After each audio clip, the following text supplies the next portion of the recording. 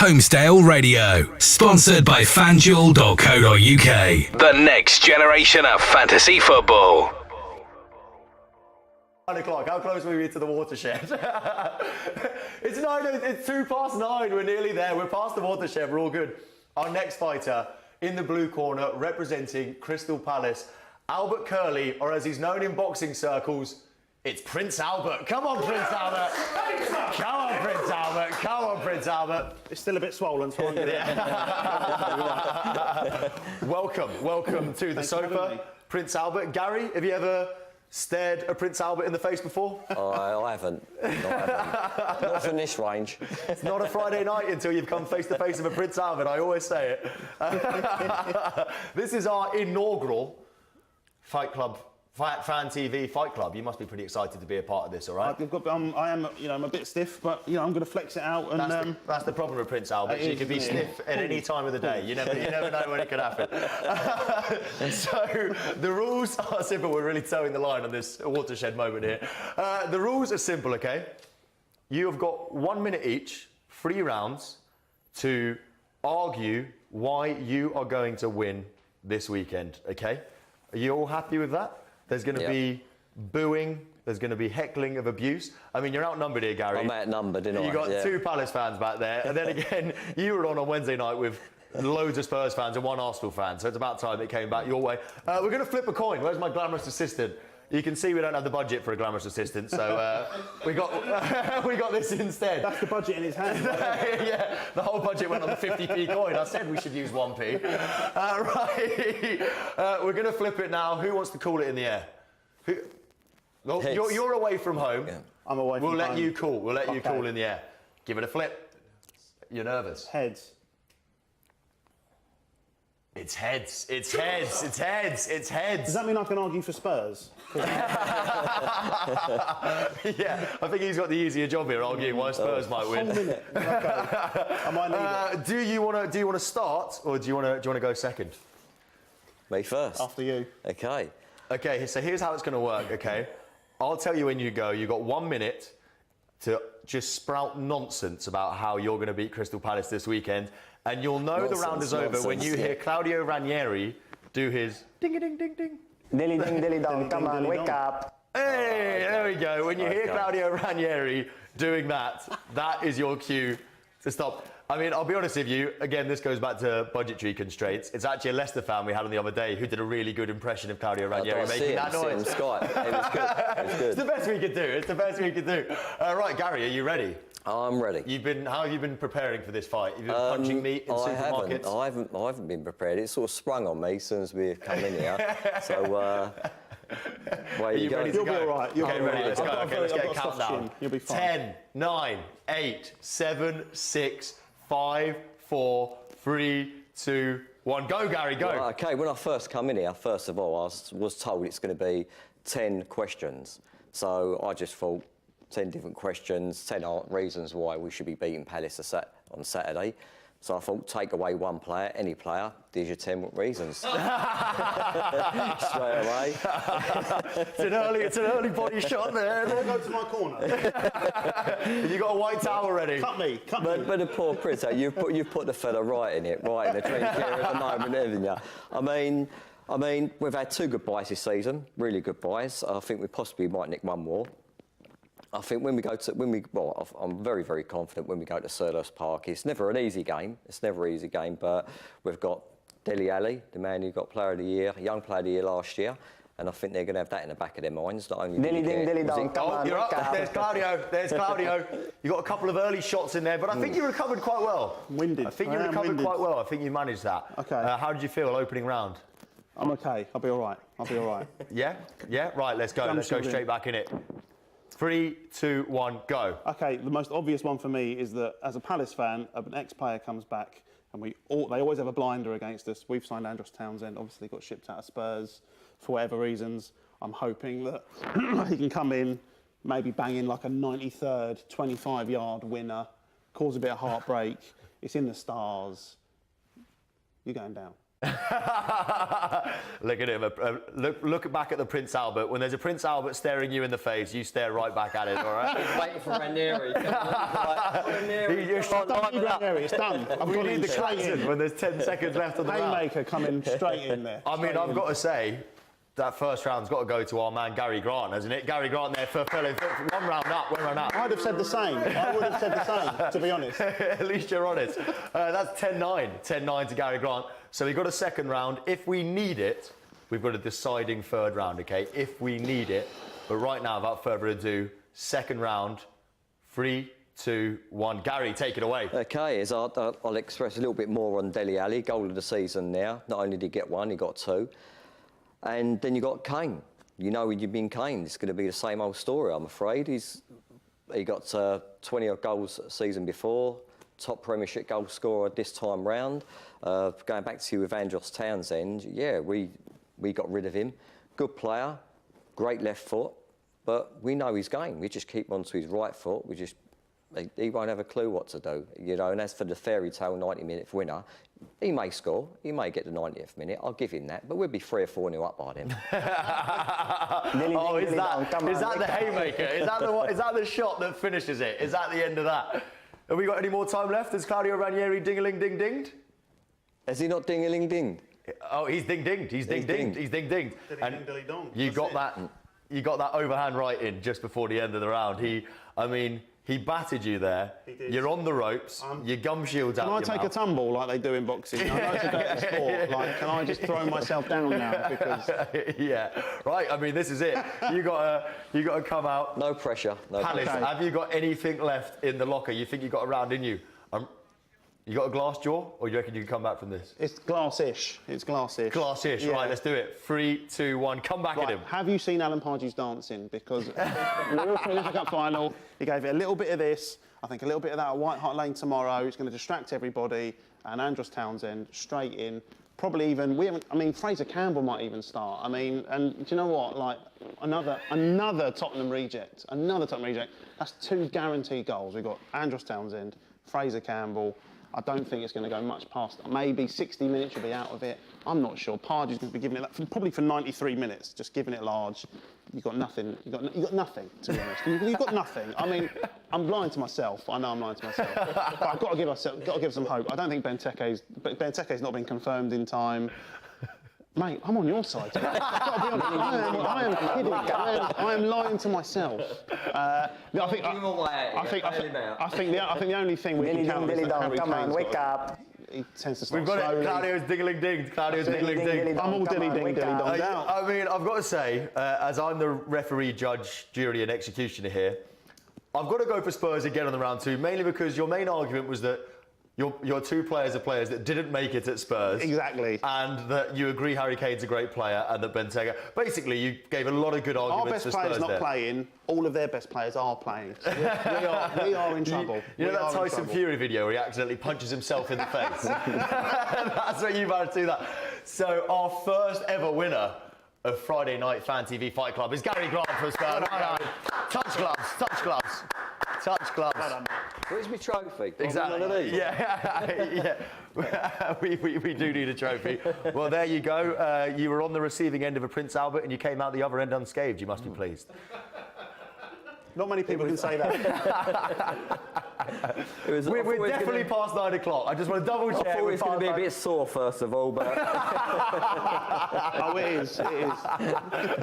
from now on, can we only get inappropriately named fans on for the? I didn't pick that nickname. Just I'd like to point out that was dawned upon me. Like, Genuinely, in the green room beforehand, I come up to Albert and I go, just so you know, we're doing this Fight Club thing. We're trying to figure boxing nicknames. I was like, I'll go away and have a think. I just walked past you in the corridor 5 minutes later. I went, you're Prince Albert. Don't worry, I got your back, mate. and I got the wrong message. I went out and got one. That's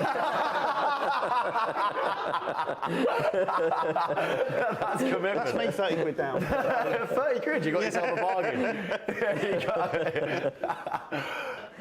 Gary, I'm trying to get us back onto football. Normally I try and think of a link back from what we just talked about into football. There's nothing, unless Albert Adoma signed for Tottenham in the last few days. You seem pretty confident You going to do Palace on the weekend? Yeah, I'm pretty confident, to be fair. I mean, Palace is always a tough game against Palace, but I'm pretty confident. I think there's, as I said on Wednesday, 2 more additions to our side now, which we needed. I'm not a lover of going... I mean, we've done it before, gone out and bought 5, 6 players, you know, and I'm not a lover of that. I think if you've got a good squad, settled squad, like the Liverpool of years and years ago, they used to just add 1 or 2 additions every year. And that's when I was winning European Cups, league titles year after year. And I think we've got a good, solid side, a side that can challenge now.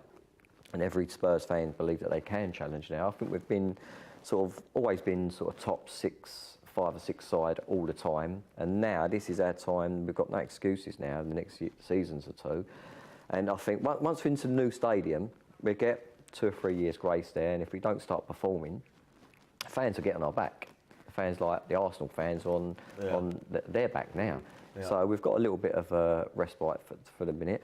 But I think, yeah, we've basically got that settled squad now. We've made 1 or 2 2 good additions. So it's just, we need in the right areas, a striker. And obviously we've got Rayama, which is a great workhorse. I mean, how many bookings he's going to get this year? You know, but that's just part of his game. But I think we're going to push on there. Final prediction for the score. Go on, give us a score this weekend, Palace. I fancy a 3-1. 3-1. 3-1. 3-1. And I'll give you Townsend to score first. Townsend to score first. 3-1. No, consolation goal, isn't it? I'll take that and I'll turn it off there. I can tell you as well that Zlatan Ibrahimovic has made it 2-0 from the penalty spot at Old Trafford as well. He's doing all right. He's doing all right, Zlatan. You get him for free. 90 million on Pogba. What a waste of money. Don't go anywhere. We're still live on FanTV. Gary, thank you for joining us. You're going to leave us in a sec, but thank you so much for coming back in with us. Before the break as well, we've got another round of Kim, Kim or Kim. I love it. There they are, looking glorious.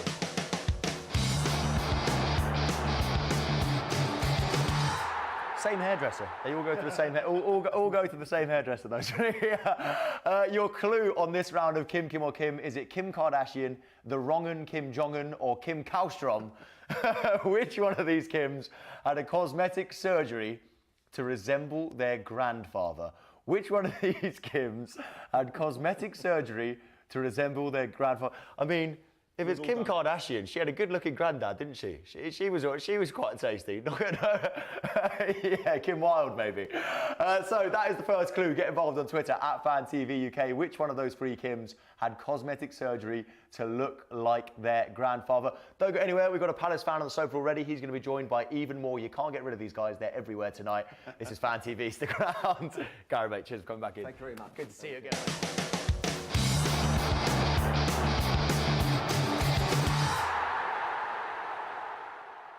Welcome back to FanTV. Toby Tarrant here with my Crystal Palace fan. Prince Albert is with me at the moment. Hello, Prince Albert. And right now, the Eagles have landed. There's even more of them. We have got Chris and Terence. Chris, Terence, come on in, come on in. Look at you Palace fans. You're like rats. You're never more than 5 yards away from one. How you doing, all right? Welcome. Thank you very much. First of all, we've got to talk about Prince Albert making his debut on the fight night, Fight Club. Let you down, didn't he? Yeah, I kind of regret asking him to do it. Yeah, so do we. Yeah. I mean, he's a funny guy, but he didn't really seem to support Palace in any way. I set a low bar, and when we smash them 4-0 tomorrow, I can just... You're laughing. Exactly. You're laughing. That'd have been better Too earlier. hard, if anything. What did you think about the Spurs fan, Gary? He left us. He said 3-1 this weekend. To Spurs, I should say. I think it's a pretty good guess, really. To be honest, to be completely honest, look, we're a good side away from home. To be completely fair, it's home form that we've struggled, but they're a big side. They've got an awful lot of good players, and we're in a bit of a sticky period at the moment. Obviously, Benteke is the big news and what have you, but he's not signed yet. So the squad looks pretty thin. It's a tough game. Let's talk about Christian Benteke. Let's not ignore the elephant in the room. I mean, I have to admit, when I saw they offered 27 million and Liverpool turned it down, I go, what are you playing at? Let's take the 27 million and cut our losses. But you paid the 32 million, and yet it's one of those where both fans actually seem pretty happy with it. I mean, Liverpool fans are ecstatic, but Palace fans don't seem too fussed either. Only 3 players have scored more Premier League goals since 2013, I think. So, considering the season he had last year, it's not that bad a coup. we've basically paid for him with the Yannick Bolasie fee. So effectively, we've exchanged Yannick Bolasie for Christian Benteke, who's 2 years younger, has a proven goal-scoring pedigree at Premier League level. So we've got to be happy with it, I think. And I mean, that is, I think, you know, there's that kind of mini league of the bottom 10 teams or so where Palace would be liking to finish at the top of that 10, say, this season. And it's scoring goals is the problem for those clubs. Like you say, have you signed a proven Premier League goal scorer that's so hard to come by in that bottom bracket of the Premier League? Yeah, absolutely we have. And not only that, you've got to remember with the TV money this year, and it's the first of a 3-year cycle of the financial fair play as well. You know, now is the time that people are spending big money. And you think, again, Terence said it brilliantly, like, you know, Bolasie, for us, has been a great player, taking us from the sort of championship level upwards. But, you know, he scored 9 goals in 3 years, you know, and direct assists aren't that much either. You know, it was great for us, but when you're talking about 25 million plus add-ons for a player like Bolasie, you know, getting Benteke, like you say, proven Premier League goals, you can't really argue with that fee. It looks a no-brainer to me, I have to admit. Bolasie, great player to watch, exciting, gets you off your seat, but £30 million for a guy with not much of an end product. I think you got a good deal there as well, didn't you? Well, I think Lucy said the other night when she was on here on the Skype there, she said, we've mugged them off, and the Everton fans on the sofa didn't want to buy it. But, you know, as you say, he's an exciting player, and we love to watch Yannick Bolasie, but if you're talking getting to the top half of the worst teams in the Premier League, is that the way to put it? Which is where we're aiming for. Let's call a spade here. That's cool. Sorry, Steve Parish, if you're watching. Maybe if you want to get to that upper bracket of the lower teams, Yannick Bolasie, is he the player that's going to drive you there if you can get swapping for Benteke effectively? I want to talk about the other wing, Wilfried Zaha. I think for neutrals, they're a bit undecided on him. I think he's kind of never really lived up to top billing. You watch him every week. What do you think of him? Do you want to take this, Albert? You've been a bit quiet, mate. I'm still reeling from the.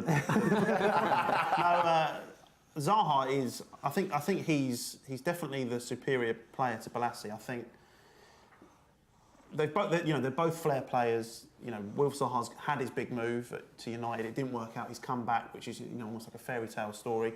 He hasn't quite kicked on enough, in my opinion. I think end product, similar to Bolasie, end product is a question mark over him. I think if his end product was any better, he wouldn't have come back. He'd either stayed at United or he'd have gone to a better club. But he's a local boy. He's come back. You know, we've essentially signed him twice and made money on him. He's a local boy. He always plays with a smile on his face. And I think, you know, he gets afforded a lot of grace that most signings wouldn't. And I think he's only going to get better. I think he's younger than Bolasie. I wouldn't be surprised if in a year or two Zaha gets another big move, not to Man United or anything, but, you know, a top 6 club, maybe Liverpool or something like that. No, I was going to say, to sort of add to that, when you've watched Zaha week in, week out, like Palace fans have, and you've seen him beat 3 or 4 players who are tightly marking him, they've got hold of his shirt, and he's just gone past him in one move, you really do appreciate what he's got. You know, the move to Man United just did not suit his personality. He's actually, despite, you know, all the stories in the paper, which I won't reference, he's actually quite a shy individual. He's quite a, you know, he's not not outwardly a big-time Charlie. I've spoken to him a couple of events when he was a lot younger, and you know what I mean? He was quite a quiet lad, and he's comfortable at Palace. Or you were boring him to tears. Well, that does happen, yeah. Yeah, he was very quiet. He didn't laugh at any of my jokes. It's true. And then he went to United. Yeah, he's like, oh, get me out of here. I'm going to United. They've got to be funnier up there. But you talk about Wilfried Zaha, you love him because, you know, he's a local boy, done good and whatever. Another big character you've lost in the dressing room, Mile Jedinak. It's sad to see him go. Again, I'll steam in on this. If I get into a rant, do stop me. But like, I will. If you feel this. Listen, Jedinak, he's been an absolute colossus for the club. He is one of the main reasons we are where we are. You know, we're going into a 4th Premier League season. I think that's the longest we've ever been in the top flight. He has been the leader. He's been the standout player. For 3 years in the Premier League, our supporters have said he's not good enough. He doesn't pass well enough. You know, in general, they've all said that he's the one we need to replace. You know, no time for sentiment. The second he walks out the door and people are feeling a little bit frustrated, all of a sudden it's a disastrous move. But you know, I find it odd. He is.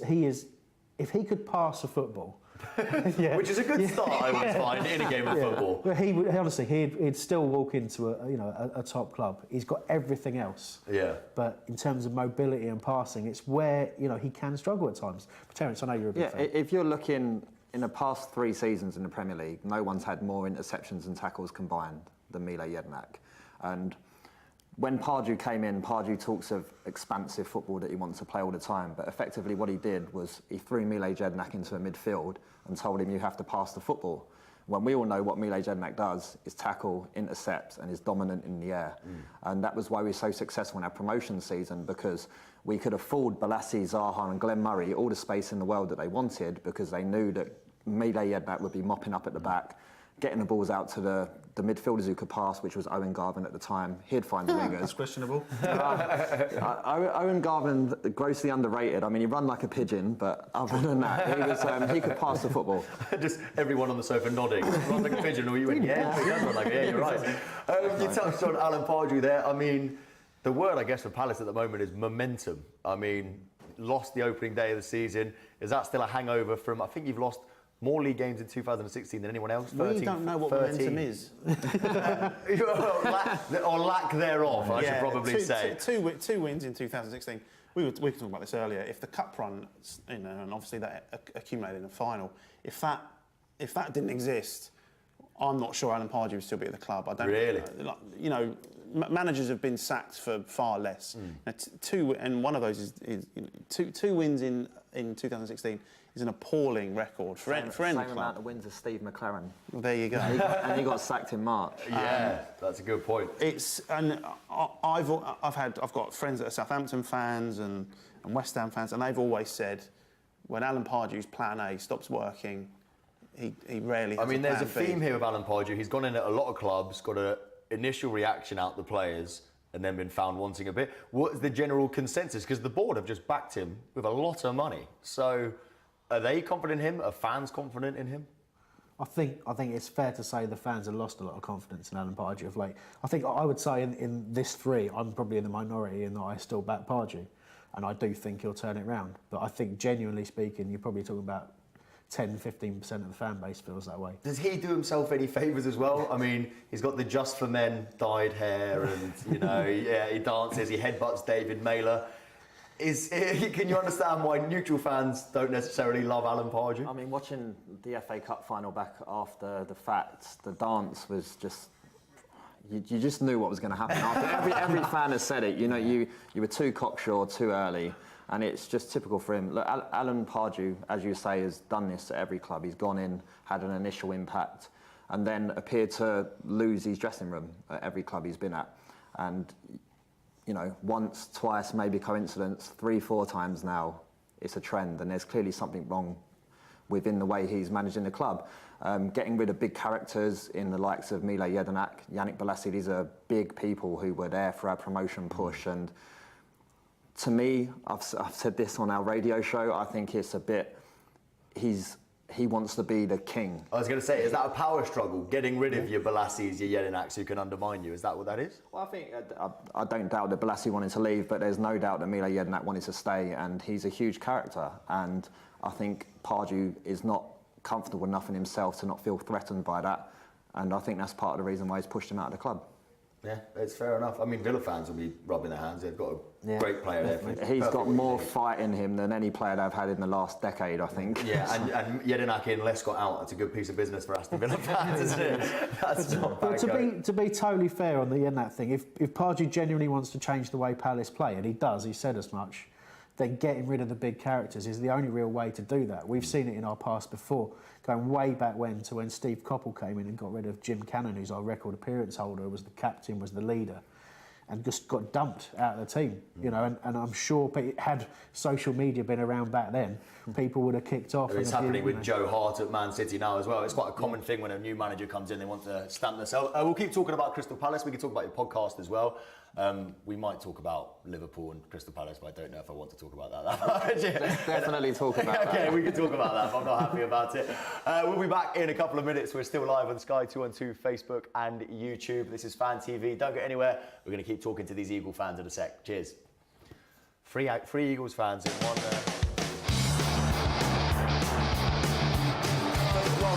FanTV here, Toby Tarrant, still live on Sky 212, Facebook and YouTube. If you're just joining us, I can tell you Manchester United are 2-0 up at home to Southampton, who have had a goal disallowed as well by Dusan Tadic.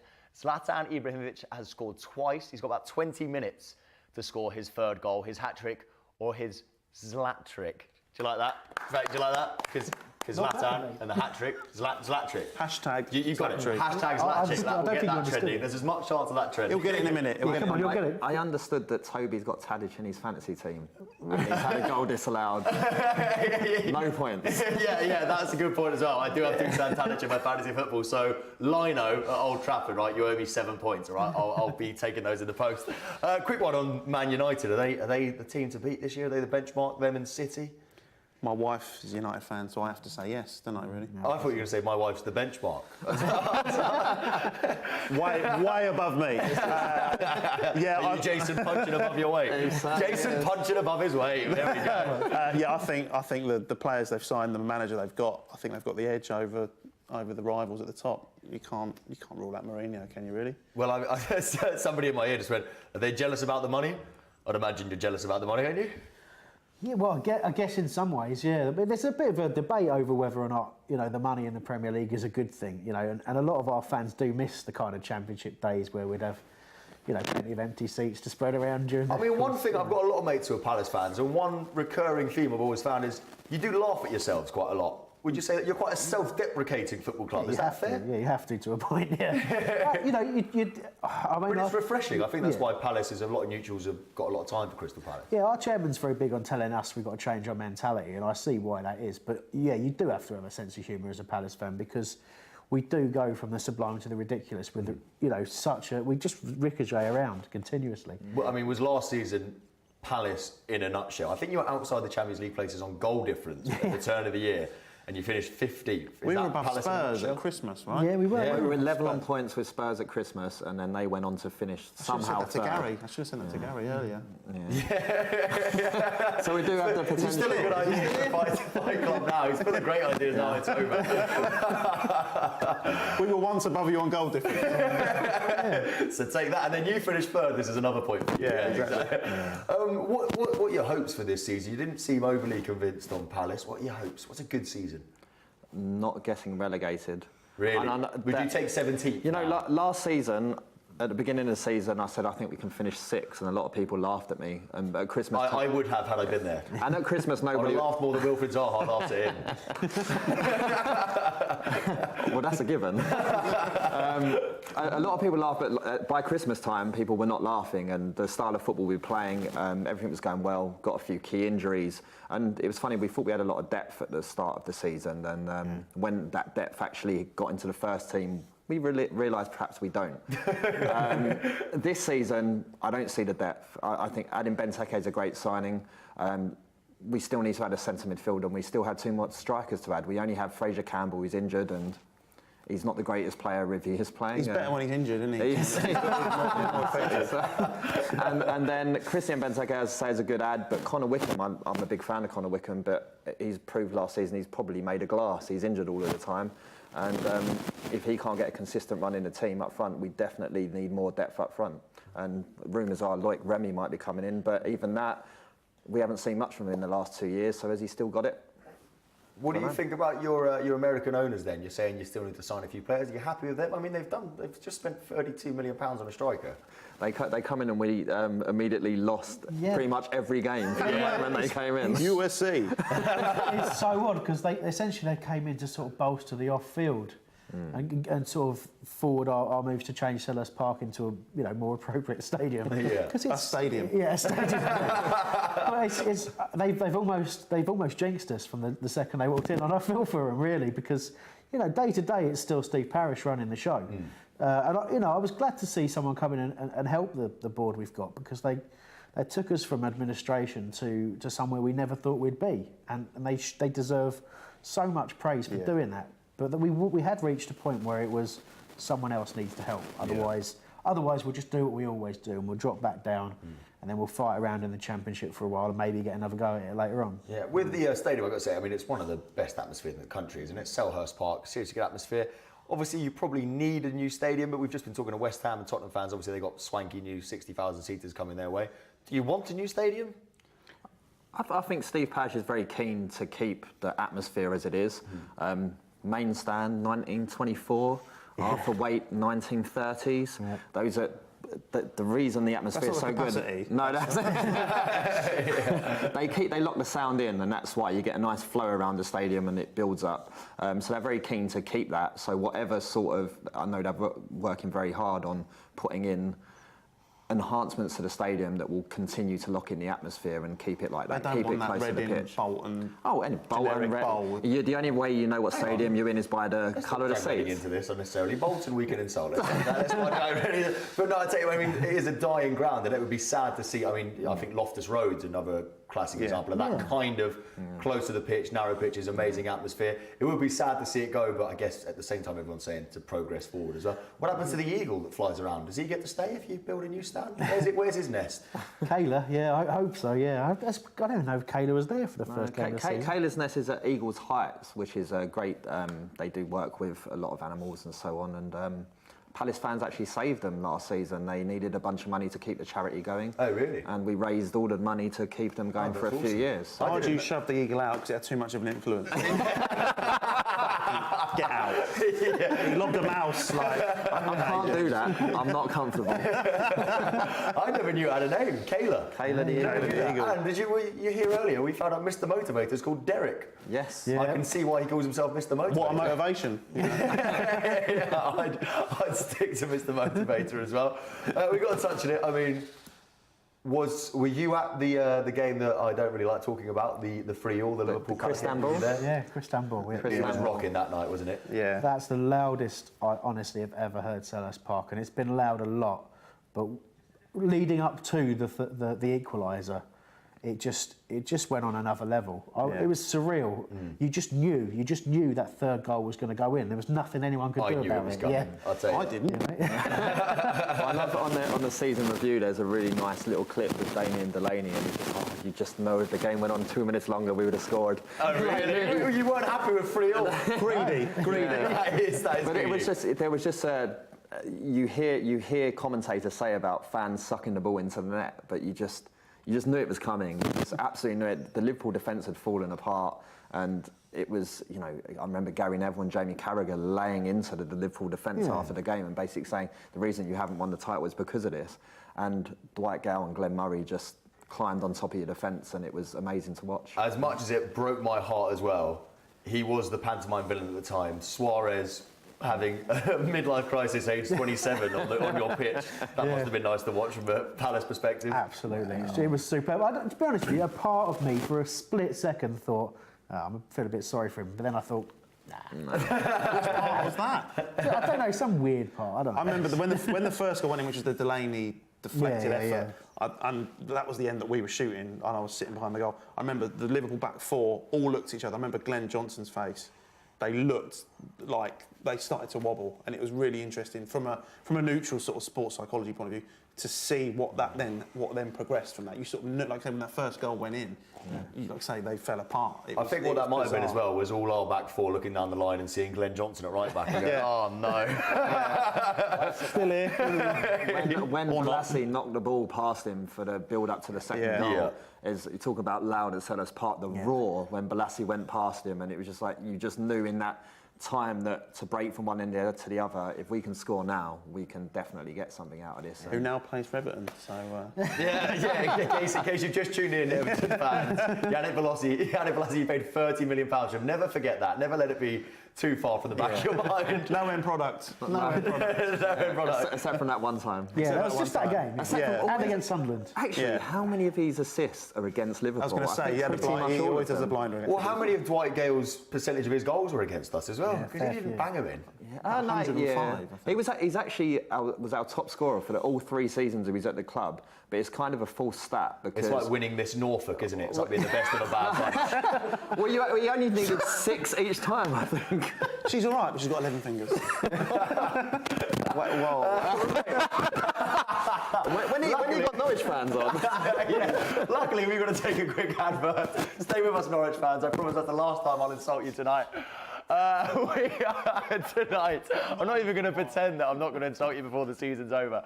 But don't forget, we're still playing Kim, Kim or Kim, another offensive part of the show. What has this become? Right, the clue number 3 of the night, Kim Kardashian, Kim Jong-un or Kim Kallstrom. One of them had cosmetic surgery to resemble their grandfather, okay? Kardashian, Jong-un or Kallstrom. One of them had cosmetic surgery to resemble their grandfather. Keep getting involved on Twitter. In fact, you guys aren't helping by laughing. You're not helping. Get involved on Twitter at FanTV UK and don't go away. Why would you? Why would you? Who knows what's going to happen next? We're live.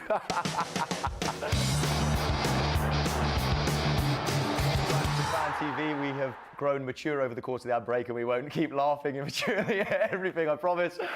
We need to reveal the answer for the last time this night for another round of Kim, Kim or Kim. I asked you before the break, out of Kim Kardashian, Kim Jong-un or Kim Kallstrom, which one of them had cosmetic surgery to resemble their grandfather? Any ideas, guys? I actually know the answer. You know the answer? This is probably my missus' fault for reading the Daily Mail crap all the time. So Yeah. it's Kim Jong-un. It's Kim Jong-un. Do they often talk about, is he in the showbiz section often in the Daily Mail, is he? He's in the comments section. Yeah, you are correct. Kim Jong-un had cosmetic surgery. I don't know if it was... Which bit exactly? I don't know which bit he had done. I don't know, that's the thing. What does his grandfather Imagine if it look wasn't like? anything on his face, if it was like his arms or something. Enough about Prince Albert's for one night, all right, folks? I can tell you as well, it's still 2-0 at Old Trafford. Zlatan Ibrahimovic is still looking for his Zlat trick. Hashtag Zlat trick. We've done that. Working again. I want to talk to you about this thing. There's a report that's come out in the Daily Mail, funnily enough, this morning, which I can tell you're a big fan. The old blame it on the girlfriend thing. So there's a report. Girlfriend. Yeah, exactly. It's fun for him to pretend, though.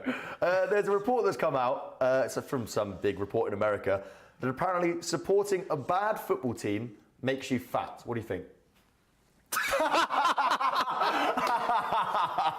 I'm looking at, if I could look at myself, I would. But can I explain the science behind this first? Yes, please do. He's desperate to know. He's desperate to know. So apparently, food, we don't realise it, but when our team loses, we have an inferiority complex straight away, and we binge eat as we do some comfort eating, and we're more likely after our team loses to eat fatty or sugar-laden foods, and if our team wins, we're more likely to be healthy. So before December last season, was it quinoa, tofu, a lot of oatmeal, vitamin water, and then what happened towards the end of the season? Was it kebabs, Jaffa cakes? Binge Jaeger bombing. The chicken shop on my route back to my car after going to Selhurst did a lot of business in the second half of the season. A lot of business. In fact, they've redone the place. Well, you looked like Sharon Stone in about November, didn't you? I did, but I don't like to talk about that. Yeah, keep your legs crossed. Hey, we're all on the same wavelength. We're having fun here. Some of us more than others, but we're having fun. That's the main thing. I mean, this report, they're saying it's been proven by science. They tested it on hundreds of people. Is there any truth in that? I've not seen quinoa or anything on the menu at Sellers. I think if you're being serious about it, there isn't really a healthy selection if you're a football fan. It's pies, it's chips, or whatever. And if there was, you'd be too embarrassed to ask for it. Exactly. If there was, I'd still have Quinoa, it. I'll have the quinoa salad. Where I come from in London, Can any clubs get in touch on Twitter or at some point at FanTV UK? If at your club you've tried to be a bit Parisian and fancy and you've got like a classy menu like Arsenal. quinoa. Arsenal. Yeah, Arsenal. What have you got on your menu? I bet you've got like confit of duck or something like that. There's something dauphinoise potatoes or something. If you've got that at your club, get involved at FanTV UK or whatever. You wouldn't order it, would you, as well? Yeah, I go to football with my dad. He would disown me. He'd leave me in a wicker basket on someone else's doorstep. I mean, I'd probably struggle out of it. I'm probably big enough now that wouldn't work. But if I went to a game of Reading with him, and at half-time I went, the quinoa, please, he would actually leave. But are they still sponsored by Waitrose? Because they must have. No, we're not. We're sponsored by some, like, Portuguese energy drink now. Probably not so healthy. The thing was, Reading are quite a family-friendly, quite middle-class football club. And when we unveiled the Waitrose sponsorship, I went, we're not doing ourselves any favours here. Especially when the kit was the green and the white to match the bag. Yeah. We call Brighton fans the Tesco bags, don't we? Yes. But literally, they were Waitrose bags. Embrace your stereotype. It's all right. You've got to embrace it. You've got to embrace your stereotype. They're my second team anyway. The best food I ever had at a ground was it was Sheffield United away on a Tuesday night, And the first 50 pies inside the ground, chicken balti pies, were handmade by this little old dear who was wandering around selling them for £1.50. So they'd allow her into the ground to sell the pies for £1.50, and it all went in her own pocket. And it was the best pie I ever had at the ground. Well, she's not slave labour, mate. She was an old woman. There's only so many she can make. Early bird catches the worm. If you're still with us, love, all right, get up earlier. It's a long time ago. Bigger oven. We're fearing the worst there, lads. We're fearing the worst. I need to talk to you about something sensible before you go. So let's look ahead to the weekend. We touched on it. I went 3-1 Spurs and you went, yeah. no inkling you could nick a point or anything on the weekend? I'm not sure it'll be so high scoring. The last couple of years, well, since we've been back in the Premier League, we've had 1-0, 1-0, 0-0. No, so was it 2-0, 1-0, 0-0, and we won 1-0 in the Cup. So they've all been pretty low scoring. So it'll probably be quite a tight affair. We're likely to sit deep, try and hit on the counter. I still think we're probably going to lose 1-0. It was all going so well. You built me up so high. It was the most positive Palace fan we've had all night, and it was really looking at it and go, still think we'll lose 1-0. That's what I mean about laughing at yourself. Except from Hugo Lloris has been worth about 12 points of Spurs against us, and he's out, so that's good. Yeah, that's a very good point. With Lloris out, I think genuinely, that's a good chance for us, because we will create something. We will have something in the game. So the back four hold well, the midfield support them well. We know what's left in the midfield. Your midfield is Johan Kabay, isn't it? Yeah, pretty much at the moment. Yeah. It was kind of that last year as well. I mean, even if Jordan Much plays, it's like not having a player. I had to get that in there. Sorry, Toby. Jordan Much, not a fan. If you're watching Jordan, yeah, sorry, mate. Yeah. If you were a fan of the show, you're not anymore. That's one gone. We can't afford to lose too many more either, lads. If you're watching Jordan, I'm not unblocking you from Twitter, mate. I'm sorry. No, but in all seriousness, it will be a case of us nicking something from the game if we get anything from it. Yeah. So we could get.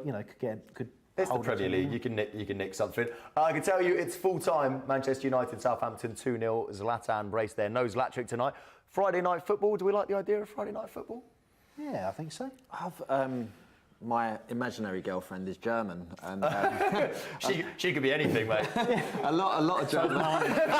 Yeah, mine's Spanish, and she loves me. Yeah. a lot of German football is on a Friday night, and my friend who supports Fortuna Düsseldorf, he says he loves the 6:30 kickoffs on a Friday night because you get the football out of the way, go out and have a night out, and then you've got your weekend to yourself. Here's the thing, though, right? So your imaginary misses, right? But if Saturday was football and Sunday lunchtime was football, was Friday night not the night you put aside for the misses? She got Thursday, Europa League, no one cares. She gets Thursdays, lucky girl. Yeah, exactly. Yeah, I don't think there's any danger of Palace Tuesday, Wednesday, Thursdays. You're free. We're right. We have got nothing on. Monday through Thursday, we're available. Then again, it doesn't matter if you're upset and imaginary misses anyway, doesn't it? Yeah, I'm in the doghouse of mine at the minute and all. Further on, looking at the season, you said 17th. You take that? Is that negative? Yeah, that is, yeah. But having said that, we have been set up almost to sort of be prepared for that, because Pardew came out in the last press conference and said, it's a transitional period for the club, so that will affect our league position. So we've already been told, effectively, don't expect too much. So I won't. There's nothing like a lift from the manager. I like the idea of Pardew's plan, and I think there's a lot of similarities for us to be drawn between the 12-13 season when we got promoted and this season. At the beginning, it all looked disastrous, and we made the right signings, and the projection ended in promotion. This year, I think Benteke is a good start. We might make the right signings. Am I confident enough in Pardew to actually then make the projection happen? No. Fair enough. Is Benteke, is he not starting tomorrow? Is he ready for tomorrow? He's not actually officially signed yet. He's not officially signed, so it's not too late to change your mind, Benteke. If I've been sat here listening to this lot going about Palace tonight, I'd look elsewhere as well. Agreed a fee, but they've still yet to show him Selhurst Park. Quickly, let's talk about your podcast as well. We've got a couple of minutes left. Your podcast? Yeah, we're called Holmesdale Radio. So we actually do a live show on a Sunday night, usually at 8 p.m, holradio.net. But we also release it as a podcast. Get a fair few live listeners, but fair few thousand downloads. Have been doing it for 6 years now. It's sort of a labour of love, really. Sort of started out costing me an awful lot of money, but it sort of evens out now, so it's scarf pretty wasn't good. cheap, was it was pretty cheap. And this one, I'm not even wearing it. Throwing them away now. Yeah. Where's your scarf, mate? Scarf, Yeah. Well, see, I actually I only guested on the radio show when I started doing the preview podcast on a Thursday. Now I have my own blog called redandbluearmy.co.uk, which I started in 2010, and basically these guys wanted to get in on my Twitter followers. So. Oh, really? Yeah, That is true, yeah. He's got more followers than us, so we thought, let's get him involved. Oh, really? No, generally, he'd get so angry after a game, he'd just message me and say, I'm really angry about that match, can I come and shout on the radio? Oh, really? So that's how he got involved. How many Twitter followers are we talking here? It's just under 10,000. Under 10,000? He's got more followers than Charles Manson. I've got about 1,900 here, and I've got what's going on? Right, we need to sort that out. You don't need me on your podcast. I'll do nothing for your listeners. Oh, we'll bring you up with us, it'll be fine. And we kicked off the night with the championship. Heaven forbid you don't go back down there. But we had a Middlesbrough fan say that he actually misses that league a bit. I love the championship. I think it's an amazing league. Any part of you that misses that? Oh, absolutely, yeah. Really? I think when we came up, it's been a tough league for years. I think when we came up, it was tough. I miss it now, but I think going back down there would be a right old slog. Yeah, I mean, I laugh now and I get called a snob for saying this sort of thing, but fans losing their rag about losing on a Wednesday night at Old Trafford. I'm like, well, where were you when there was 100 of us at Barnsley away or Huddersfield away on a Tuesday night? And I get accused of being a snob about it all the time, but I don't care. Like, those are bad times. These aren't bad times now. Like, as much as we joke now and saying, relegation, all of this, we're in a great position, and we can't deny that. And we give the board a bit of a hard time, but you can't argue with what they've done on the field. We've gone from administration in 2010 to an FA Cup final last year, 2 top half Premier League finishes. We can't argue with what's going on the pitch. Is that the key to this season? How quickly you can get over the Jesse Lingard screamer against you in the FA Cup? We're talking about Don't know what you're talking about. Yeah, talking about it in the pub earlier. I haven't watched it back. I was there on the day. I will never watch it ever again. Highlights, nothing. Well, we've actually got the goal hit now. Jesse Lingard. Here's Jesse Lingard. I mean, he'd been on loan at Brighton the year before. He got in the England squad, and I was just appalled that he got in the England squad, and then he has to go and do that. I just felt it was personal, so I'll never forgive him. I had to go home to a house full of United fans. He had to go home to an imaginary missus. I know. Right. We are German, remember? An imaginary German angry missus. Lads, thank you so much for joining us. We'll get you back on later in the season as well. Depending on how it's going, you can make a decision whether you want to come join us or not. That is it for tonight here on FanTV. Thank you to everyone who joined me on the sofa, some of them, and everyone who joined us via Skype as well.